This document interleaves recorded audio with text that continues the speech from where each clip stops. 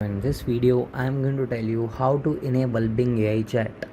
So if you're using Bing application, Bing browser, so now you have an option to use Bing AI as a GPT-4 version. So for that you need to just open your Bing AI, then click on this AI application tab. Now you can ask any question here. For example, I want to write a script.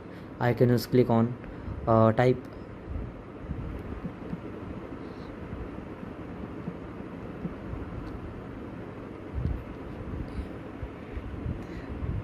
Now it will start responding to your message. It will generate a whole script as per the latest GPT-4. Okay, this is how it works. You can enable the chat GPT on the Bing application. It is a GPT-4 version.